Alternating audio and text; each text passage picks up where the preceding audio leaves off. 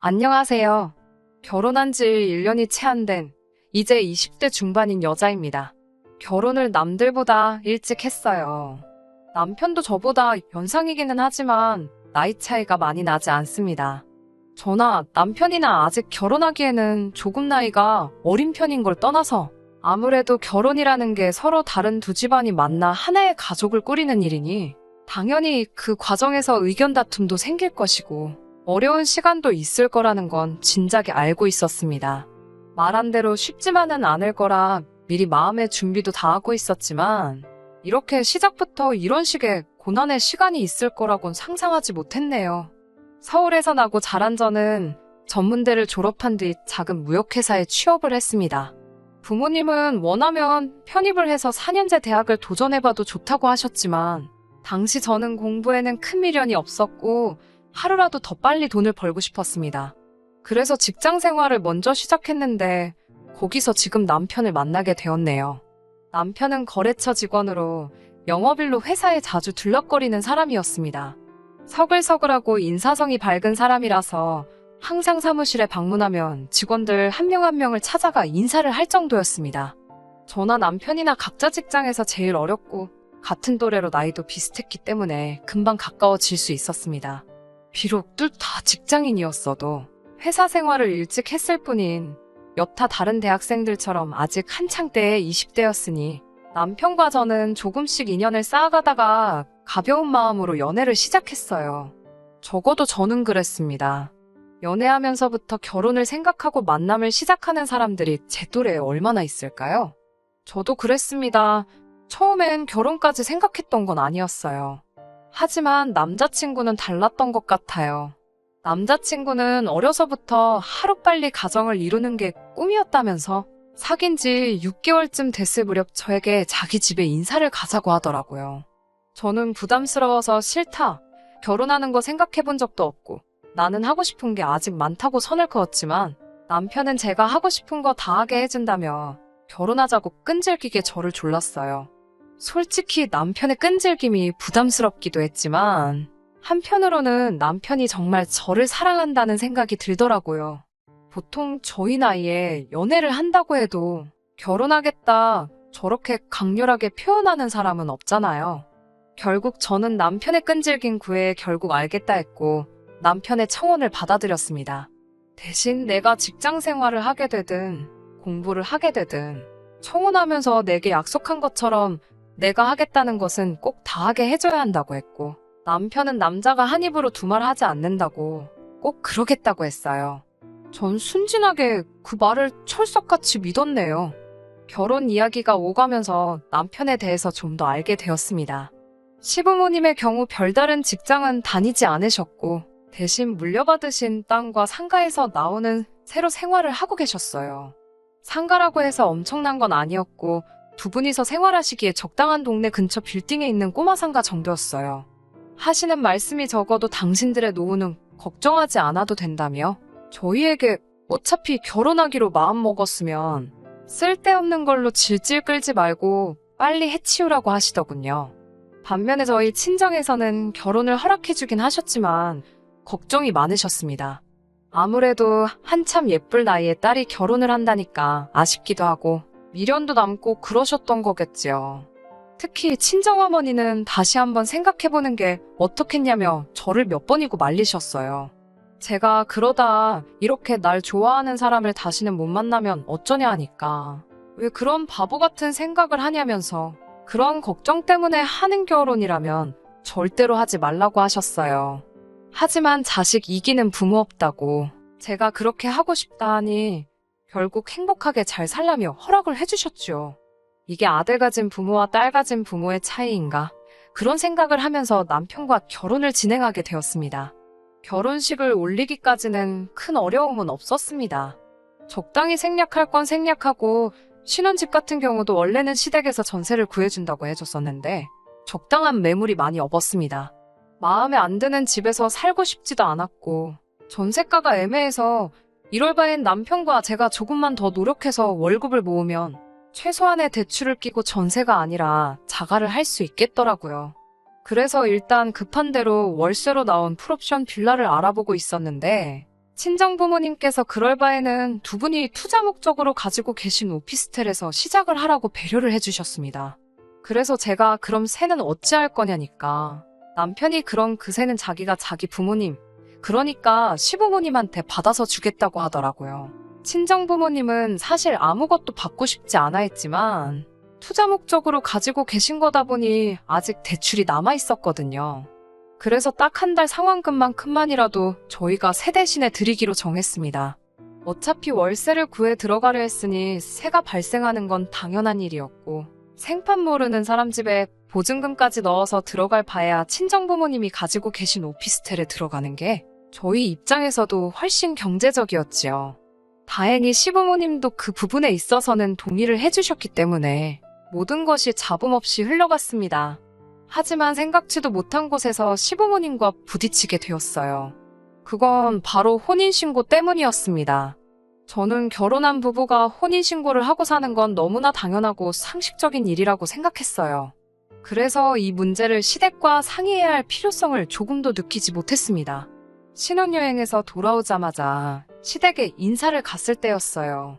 무슨 이야기를 하다가 이야기가 나와서 제가 혼인신고는 여독이 풀리고 다음 주쯤 하려고 한다 말씀드렸는데 시어머니가 깜짝 놀라면서 혼인신고는 아이를 낳기 전까지는 할 생각 하지 말라고 하시더군요. 그래서 제가 그게 무슨 말씀이세요? 라고 되물었더니 요즘 젊은 사람들이 워낙 영악하지 않냐면서 혹시 모를 상황을 대비하는 거니 저더러 이해를 해달라 하시더군요. 듣고 있는데도 그게 도저히 무슨 말인지 이해가 안 돼서 그게 대체 무슨 말씀이시냐고 재차 물었습니다. 그러자 시어머니가 답답하다는 듯이 혼인신고까지 했는데 제가 애도 안 낳고 있다가 이혼한다고 위자료 내놓으라고 하면 자기 아들, 그러니까 제 남편이 쪽박 차지 않겠냐는 거예요. 다 소중한 자기 아들 지키기 위함이니 저보고 이해하라고 말을 하시더군요.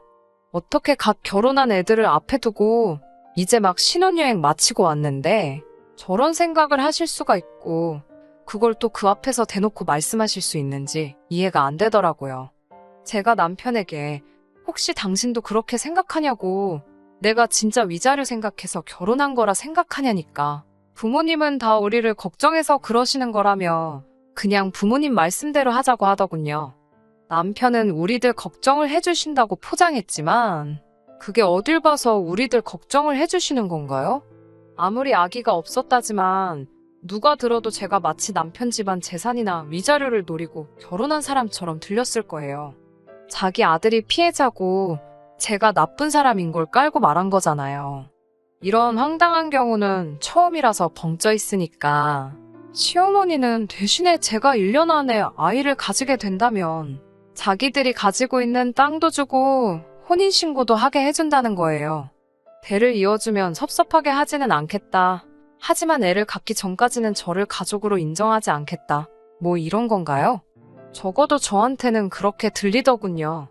솔직히 그때 지금이라도 이 결혼 엎어야 되는 거 아닌가 생각했지만 부모님이 하지 말라는 결혼 우겨서 한 거에 대한 부끄러움도 있었고 친구들 얼굴은 어떻게 보나 싶고 복잡하더라고요.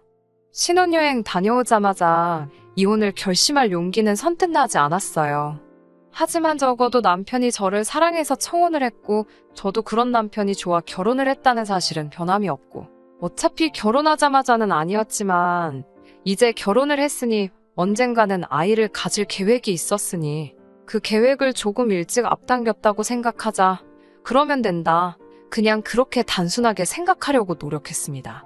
자기 합리화이긴 하지만 어떻게든 친정부모님을 비롯한 가족과 친구들에게 내 선택이 옳았음을, 그래서 내가 잘 살고 있음을 보여주고 싶었으니까요.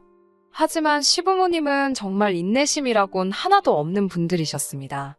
결혼한 지 한 달밖에 안 된 저희에게 애는 그래서 언제 가질 거냐고 걸핏하며 물어보셨습니다. 하루 만에 다시 만나건 일주일 만에 만나건 인사 같은 건 하지도 않으셨어요. 아니, 오히려 애는 생겼냐고 물어보시는 게 시부모님들의 인사 방식이라고 느껴질 정도였어요. 저더러 이번 달에는 몸이 어떻냐, 아무런 낌새가 없냐, 그런 질문을 대수롭지 않게 시도 때도 없이 하셨어요. 친척분들 만나는 자리에서도 날짜를 보시곤 애 들어서는 날이면 이런 모임에 억지로 와 있을 필요 없다고, 얼른 집에 들어가서 아이나 만들라는 식으로 대답하기 곤란한 것들도 서스럼없이 물어보시기도 하셨고요.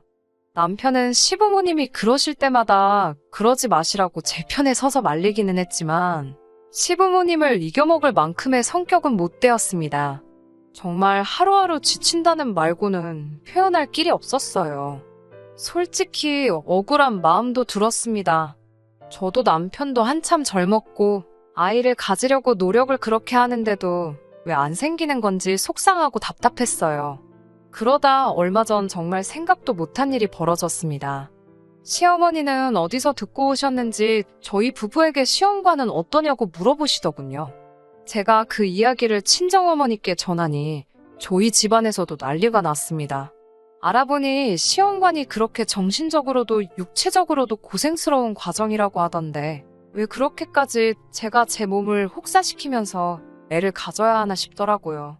제가 남편한테 전 죽어도 그렇게까지 아이를 갖고 싶지는 않다고 완강하게 나섰습니다. 친정에서도 무슨 손자 못 봐서 환장한 집안도 아니고 아직도 30 되려면 한참 어른 애한테 그게 제정신으로 하는 소리냐며 뭐하러 그런 걸 참고 사냐고 저더러 당장 헤어지라고 하시더군요.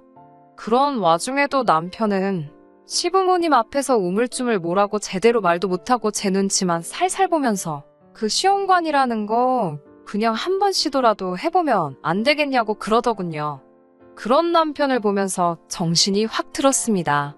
제가 20대 중반이고 앞으로 갈 길이 구만리인데 이런 남자를 믿고 어떻게 사나 싶더라고요.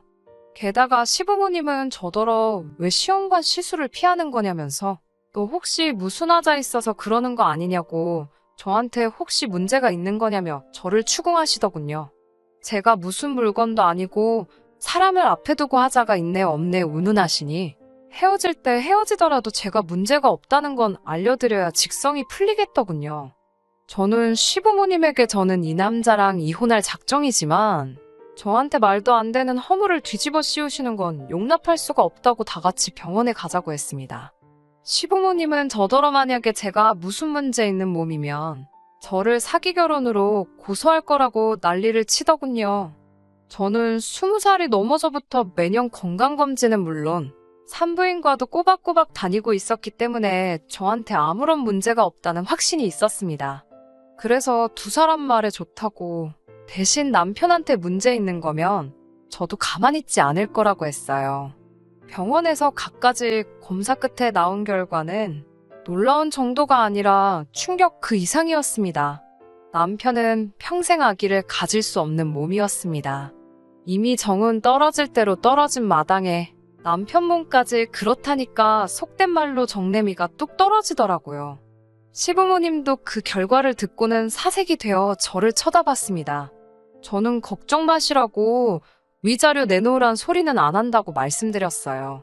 시부모님 덕분에 혼인신고도 안 했으니까 이혼이니 뭐니 귀찮은 절차도 겪을 필요가 없어서 다행이다 싶었어요. 어차피 이렇게 됐을 거 신혼여행 다녀온 거 그냥 애인과 해외여행 다녀온 셈치고 시부모님이 애 낳기 전까진 혼인신고 못 해준다는 말 꺼내셨을 때 이혼을 했어야 하는 건데 그놈의 정 때문에 괜히 참았다는 생각이 들더라고요. 위자료야 그냥 몇 달 친정부모님 대신에 월세로 대출금 갚아준 거 받은 셈 치면 되겠지만 허송세월 낭비한 시간은 돌아오지 않기 때문에 아깝다는 생각도 들었습니다. 그래도 덕분에 혼인신고를 안 올렸어서 이혼녀 딱지는 면하게 되었으니 어떻게 보면 조금 감사해야 할 일일까요?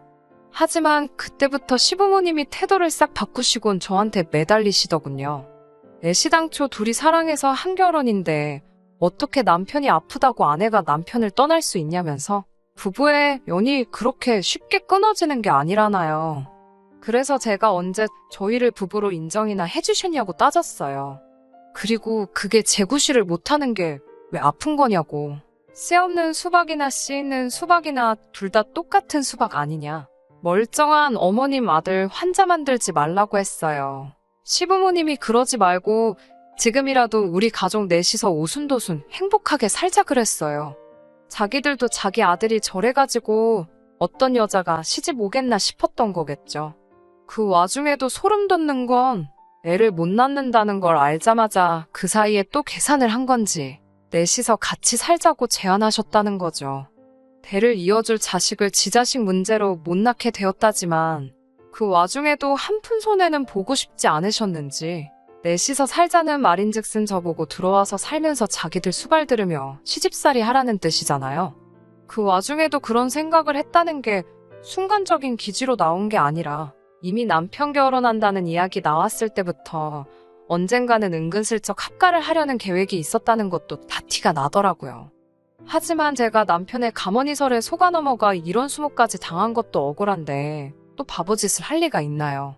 저는 시부모님을 정중히 밀쳐내고 어디 한 번 씨도 없이 손자손녀 쑥쑥 낳아주는 며느리 어디 한번 잘 찾아보시라고 덕담해드렸습니다. 그런 기적 같은 일을 행하는 며느리면 아마 어머님도 모시고 살아줄 거라고, 혼인신고도 하지 말라면 시키는 대로 안 해주지 않겠냐고, 혹시나 만약에 정말 그런 며느리 찾으면 저한테도 꼭 소개시켜 달라고 했어요. 그런 사람은 실제로 존재할 수 없다는 걸 너무나도 잘 알기 때문에 빈정거리려고 한 말이지요. 그리고 그 길로 남편한테도 집에서 하루라도 빨리 짐 빼고 나가 달라고 했어요. 아무래도 너는 평생 너네 부모님 곁에 있어야 할 팔자인 것 같다고 덕담 한마디 해주면서요. 친정 부모님도 검사 결과를 듣더니 하늘이 도왔다며 아무런 걱정 말라고 제 결정을 지지해 주셨습니다. 사실 하지 말라는 결혼 억지로 해놓고 이게 무슨 꼴이냐고 한 소리 들을 줄 알았는데 그래도 제 기분 생각해서 말해주는 건 부모님밖에 없다는 생각이 들었어요. 남편에게는 지금도 자기가 너무 철이 없었다면서 자기한테 기회를 한 번만 더 주면 죽을 때까지 시부모님을 보지 말라면 안 보고도 살겠다며 제발 돌아와 달라고 하더군요. 아직 나이도 어리고 부모님 지원이 필요한 상황에 두 분을 거역할 수가 없어서 그랬던 거라고. 하지만 이제는 다르다고 180도 변한 자기 모습을 보여주겠다고 호언장담을 하더라고요. 한때 사랑했던 사람이니 불쌍한 마음이 드는 건 사실이지만 흙탕물인 걸 알면서 제가 그걸 왜 또 마시겠어요.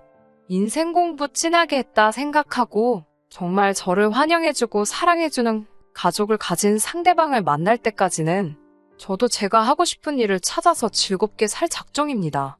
들어주셔서 감사합니다. 끝까지 들어주셔서 감사합니다. 오늘의 사연은 여기까지입니다. 구독과 좋아요, 알람 설정 부탁드리고 더 좋은 사연으로 다시 찾아뵙겠습니다. 감사합니다.